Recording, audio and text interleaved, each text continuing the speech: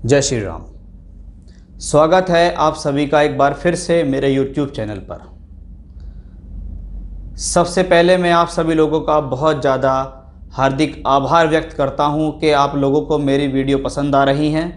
आप उन पर लाइक कर रहे हैं, कमेंट कर रहे हैं, लोगों को शेयर कर रहे हैं। जब आप कोई भी कमेंट करते हैं तो लगभग सभी कमेंट्स को हमारे द्वारा पढ़ा जाता है, लेकिन जिसमें हमें कुछ लगता है कि हाँ, इसका जवाब देना हमारे लिए ज़्यादा ज़रूरी है, क्योंकि वो योग बहुत सारे लोगों की कुंडलियों में भी हो सकते हैं। कुछ लोग अपनी पूरी कुंडली का डिस्कशन भी कमेंट में कर देते हैं, मेरे ये ग्रह यहाँ हैं, इधर है, मेरी डेट ऑफ बर्थ ये है। उसको इतना बताना पॉसिबल नहीं है, उसके लिए तो पूरी कुंडली ही देखी जाती है। लेकिन कुछ कॉम्बिनेशंस ऐसे होते हैं जो आपकी कुंडली के अलावा अन्य लोगों की कुंडली में भी होते हैं, इसलिए उनको बताया जाना बहुत ज़रूरी है।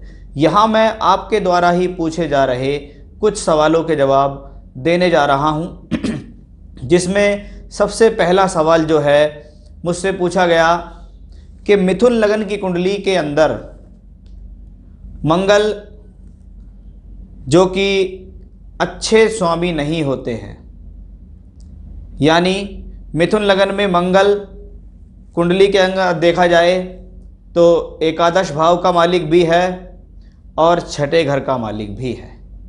ऐसा मंगल अगर कुंडली में नीच का हो दूसरे घर के अंदर और उसका नीच भंग राजयोग भी हो रहा हो, तो ऐसा ग्रह क्या नीच भंग राजयोग होने के बाद अपने फलों में कमी करेगा? चलिए मैं इसका जवाब आपको देता हूँ। सबसे पहले तो आप ये जानिए कि मिथुन लगन के लिए मंगल को एक अच्छा ग्रह नहीं माना गया। वह ग्रह लाभ भाव और छठे घर दोनों के फल देता है, यानी अगर वो आपको सोर्स ऑफ इनकम दे सकता है तो वो ग्रह आपको झगड़ा झंझट परेशानी भी देगा।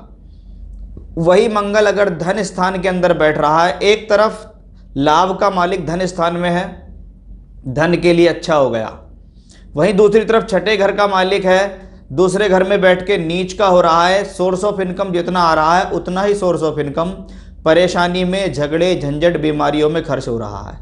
ऐसी स्थितियों में व्यक्ति को कुटुंब के अंदर कलह, कुटुंब में परेशानी, अपनी खराब भाषण शक्ति के कारण या अपनी खराब बोलचाल के कारण परिवार के लोग या अन्य लोगों के साथ मतभेद होने के योग होते हैं।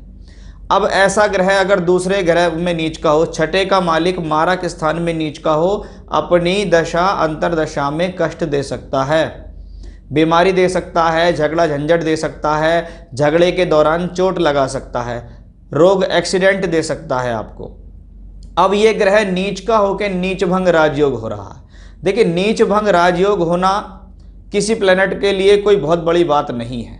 बात यह है, पहले वो ग्रह नीच का है, फिर उसका भंग हो रहा है, फिर उसको राजयोग के फल मिल रहे हैं। यानी चंद्रमा अगर कुंडली के अंदर केंद्र स्थानों में हो, उच्च का हो रहा हो या स्वग्रही हो, तो इसका नीच भंग हो जाता है, लेकिन ये इसके फलों में कुछ कमी कर सकता है। अगर आपको प्रबल मार्केश की दशा चल रही है तो ये नीच भंग राजयोग आपको वहां से बचा लाएगा। आपके ऊपर कोई बहुत बड़ा झगड़ा झंझट हो गया तो झगड़ा झंझट होगा, विवाद होगा, कोर्ट कचहरी होगी, लेकिन ये वहां से आपको निकाल के लाएगा। ये नीच भंग राजयोग के फल होते हैं। इसीलिए नीच भंग राजयोग बहुत अंत में जाके रिजल्ट देता है। मंगल जहां का स्वामी है, जहां बैठा है, जैसी स्थिति में है, पहले वो वैसे फल देगा। अगर उसका नीच भंग हो रहा है तो वो बाद में जाके आपको सेव करने का काम करेगा। बस इतना ही कर सकता है आपका मंगल, अगर नीच भंग राजयोग हो रहा है तो उसकी दशा अंतरदशा अगर आए तो आपको हो जाना चाहिए सावधान। सिर्फ इस चक्कर में मत रहना कि मेरा नीच भंग राजयोग है तो मुझे कुछ नहीं होगा। बाकी कुंडली में अन्य फल क्या कह रहे हैं ये उस पर भी निर्भर करता है। तो ये था आपके सवाल का जवाब। अब मैं लेता हूं, साथ ही साथ उसमें एक पूछा, लग्नेश का नीच भंग राजयोग हो तो कैसा? कुंडली में लग्नेश अगर नीच का हो जाए, किसी भी भाव के अंदर बैठ जाए, तो सबसे पहले, जैसा कि मैंने अपनी पिछली वीडियो में नीच भंग राजयोग में भी बताया था कि ग्रह जिस राशि में नीच का है उसके मालिक को अवश्य देखें वह कितना ज्यादा प्रबल है। मान लीजिए मकर लगन की कुंडली है और शनि जो है वो चौथे घर में नीच के हो गए, मंगल की राशि में वो नीच के हो गए। अब मंगल की राशि में बैठने के कारण उनका नीच भंग कौन करेगा? मंगल करेंगे। मान लीजिए मंगल उनको किसी भी स्थान से बैठकर दृष्टि दे रहे हैं, चाहे लगन में बैठ के दृष्टि दे रहे हैं, चाहे दशम भाव में बैठ के दृष्टि दे रहे हैं, नीच भंग राजयोग तो हो गया। लेकिन अच्छी बात यह हुई कि लग्नेश नीच का है, उसको केंद्र में ही बैठकर उसके भाव के स्वामी ने दृष्टि देकर नीच भंग राजयोग किया। यानी ऐसा ग्रह अपनी दशांतर दशा में अवश्य अच्छे फल देगा। अब अगर यही ग्रह लग्नेश होके कुंडली के खराब भाव, खास तौर पे 6, 8, 12 में अगर नीच का हो रहा हो, जिस राशि में नीच का हो वो स्वामी भी कुंडली में पीड़ित हो, अस्त हो, या 6, 8, 12 में खराब स्थिति में पड़ा हुआ हो, तो वह ग्रह नीच भंग राजयोग करते हुए भी आपको अच्छा फल नहीं दे पाएगा। इसलिए नीच भंग राजयोग में हमेशा ध्यान रखें कि जिस ग्रह का नीच भंग राजयोग हो रहा है, जो ग्रह नीच भंग राजयोग कर रहा है, वो आपकी कुंडली में लगन से किन शुभ स्थानों में है, चंद्रमा से किन शुभ स्थानों में बैठा हुआ है। क्योंकि नीच भंग राजयोग करने वाला ग्रह अपनी जिम्मेवारी लेता है कि मैं इस ग्रह का नीच भंग राजयोग कर रहा हूँ, इसलिए मुझे मजबूत होना जरूरी है। अब वो ग्रह अगर स्वयं ही मजबूत नहीं है, बस नीच भंग राजयोग का नियम लगता है, तो आपकी पूरी दशा कष्टों में ही निकल जाएगी और आप अंत तक इंतजार करते रहेंगे कि कब यह ग्रह मुझे नीच भंग राजयोग के फल देगा। वो फल आपको देगा ही नहीं। तो ये नियम लग्नेश पर ही नहीं, सभी पर निर्भर करता है। लग्नेश हमेशा से किसी भी चीज़ की शुरुआत के लिए जाना जाता है, क्योंकि वहाँ हमारा शरीर है। आप कितने ज़्यादा कैपेबल हैं जीवन में कुछ करने के लिए, वह लग्नेश से ही आता है। लग्नेश का नीच भंग राजयोग है, अच्छी स्थिति में है, तो ऐसा व्यक्ति कठिन परिश्रम करते हुए जीवन में अवश्य ऊंचाइयों को प्राप्त कर लेता है। चलिए अगला सवाल लेते हैं, गोचर कहाँ से देखें? ये बहुत लोगों के मन में सवाल है कि गोचर कहाँ से देखें, गोचर कब अच्छा होता है, वह कितना फल देता है। देखिए, गोचर के लिए शास्त्र में यह कहा गया है कि चंद्रमा सबसे ज्यादा मुख्य ग्रह किसी कुंडली का होता है। चंद्रमा मानसिकता का कारक है, मन का कारक है। चंद्रमा से हम राशि देखते हैं, चंद्रमा से हम नक्षत्र देखते हैं, उस नक्षत्र के आधार पर दशा आपको मिलती है। चंद्र लगन से कुंडली देखी जाती है, आपकी मनोस्थितियों को चंद्रमा से देखा जाता है। इसलिए शास्त्र में यह कहा गया है कि चंद्रमा से सबसे ज़्यादा देखा जाता है गोचर को।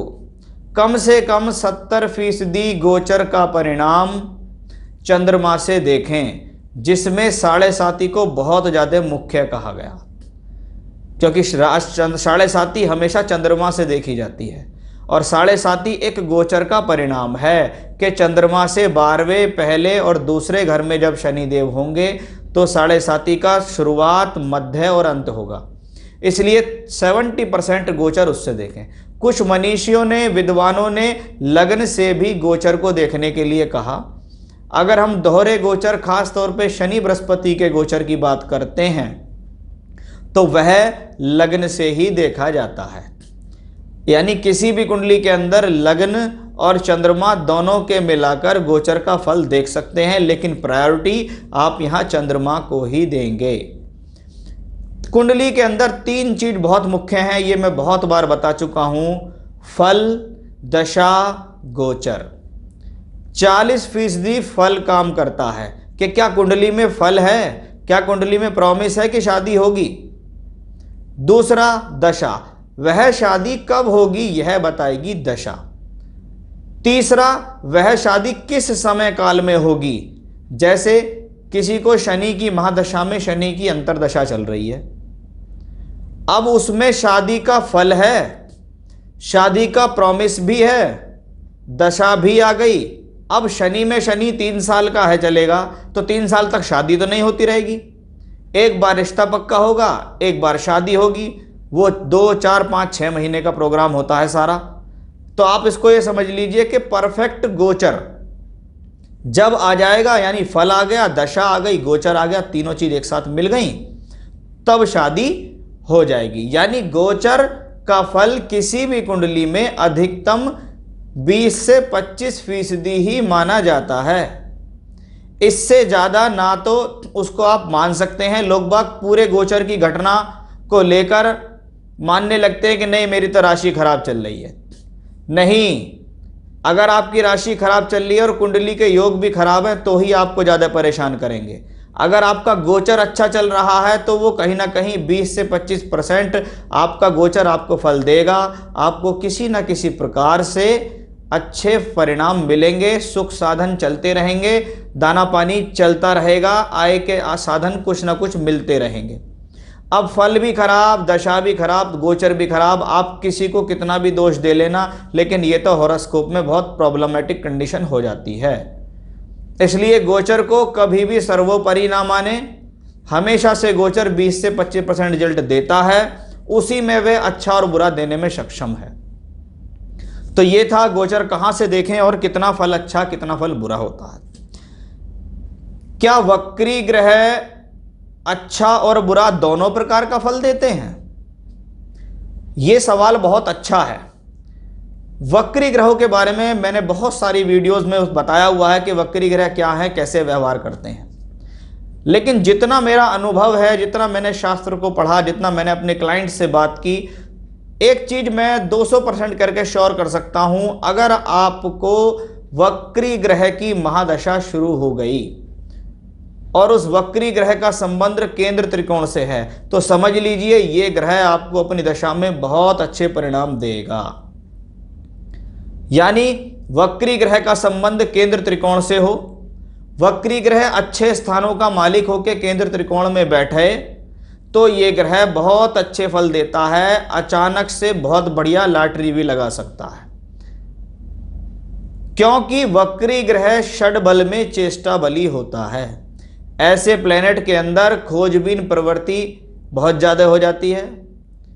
ऐसे लोग अपने जीवन के अंदर कुछ ना कुछ आगे बढ़ने की चेष्टा हमेशा रखते हैं, चाहते हैं अपने जीवन में कुछ बड़ा करना। उनका माइंड भी औरों के मुकाबले ज्यादा क्रिएटिव होता है, क्योंकि वक्री ग्रह को शास्त्र में शक्त एवं शक्तिशाली कहा गया। इसलिए वक्री ग्रह कभी भी खराब है ही नहीं।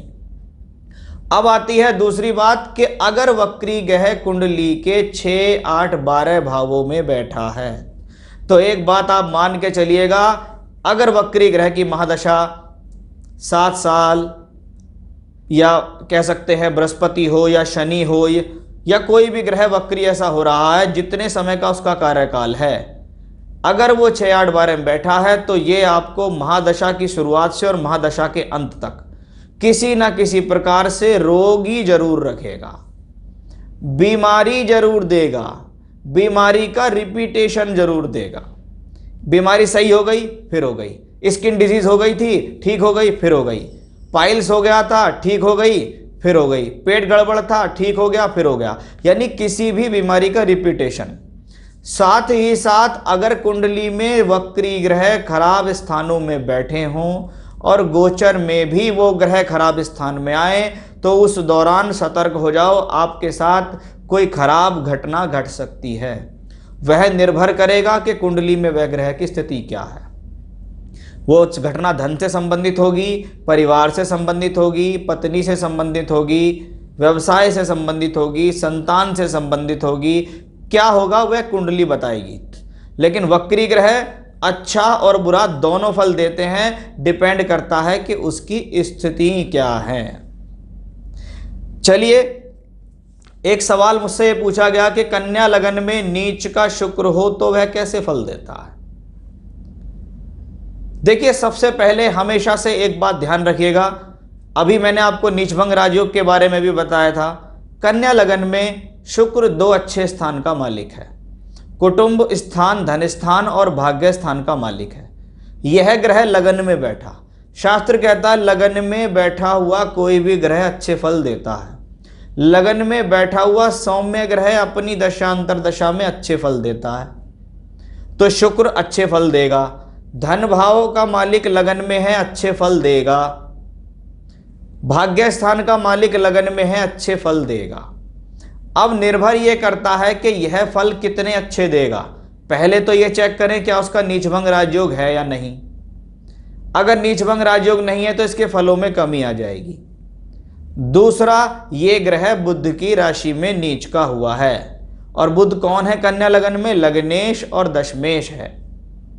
अब ये बुध अगर आपकी कुंडली में 6, 8, 12 में है, पीड़ित है, पाप दृष्ट है, तो शुक्र की दशा के भरपूर फल आपको मिल ही नहीं पाएंगे, क्योंकि ग्रह जिसके घर में जाके विराजमान हुआ वो व्यक्ति तो पीड़ित है।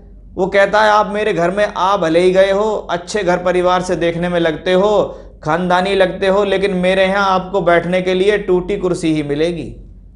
यानी वो ग्रह राजसी होते हुए भी, भाग्य का मालिक और धन का मालिक होते हुए भी आपको दशा में पूर्ण फल दे ही नहीं पाएगा। ये नियम सभी भाव, सभी भावेशों पर लागू होता है। चलिए अंतिम सवाल मैं ले लेता हूं। मुझसे किसी महिला का यह सवाल था कि कुंडली में मंगल शुक्र का योग क्या लव मैरिज कराता है?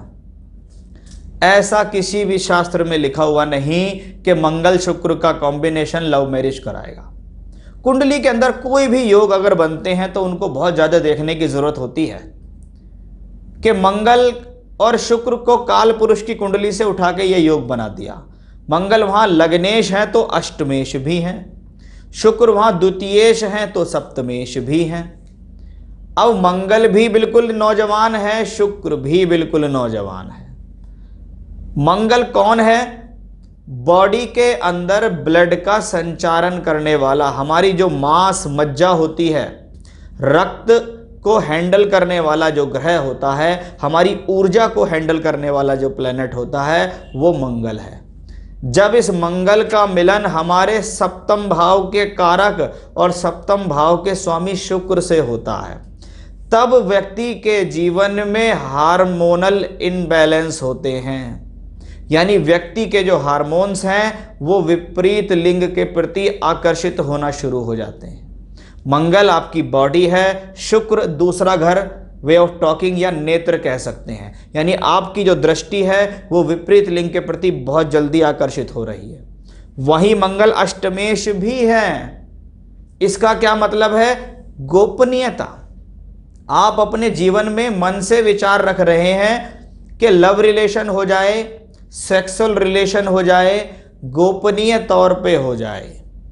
एक बात तो ये। दूसरी बात, कहीं ना कहीं आपके जीवन में आजीवन कुछ युवा बने रहने की स्थिति भी रहती है कि मन हमेशा से जवान है। ऐसे लोग जीवन में चाहे उम्र 25 की हो चाहे 50 की हो, लेकिन उनकी जो उमंगें हैं वो खत्म नहीं होती। उनकी जो इच्छाएं हैं, उनकी जो लस्ट है वो शांत नहीं होती। वो लस्ट विपरीत लिंग के प्रति भी हो सकती है, वो लस्ट सुख सुविधा, भौतिक सुख एवं धन के लिए भी हो सकती है, क्योंकि शुक्र यहाँ धन के मालिक भी हैं। लेकिन सप्तम भाव हमेशा से पत्नी या पति और कारक शुक्र आपके हार्मोन्स के लिए जाना जाता है। अब ऐसा मंगल शुक्र अगर कुंडली के 6, 8, 12 में मिले तो ये आपके चरित्र को डगमगा सकता है। यहां आपको सावधान होने की बहुत जरूरत है। यहां ऐसा व्यक्ति बहुत बार देखा गया है कि उसके चरित्र पर संदेह होता है कि कहीं ना कहीं ये व्यक्ति गोपनीय तौर पे कहीं और इन्वॉल्व है, चाहे वो शादी से पहले हो चाहे वो शादी के बाद हो, लेकिन ऐसा बहुत ज़्यादा देखा जाता है। तो ये मंगल शुक्र का कॉम्बिनेशन हमेशा खराब होगा नहीं मान सकते, हमेशा अच्छा ही होगा ये भी नहीं मान सकते। डिपेंड करता है कि वह कंडीशन में कैसी है, लेकिन मंगल और शुक्र को यहां समझना बहुत जरूरी है। चलिए, यह था मेरा आज का विषय और आपके लोगों द्वारा कुछ पूछे गए सवालों के जवाब मैंने यहां दिए हैं। कमेंट इसी प्रकार करते रहिएगा। जो क्वेश्चन मुझको ठीक लगेगा उसका जवाब मैं आपको देता रहूंगा। बने रहिएगा मेरे साथ। जय श्री राम।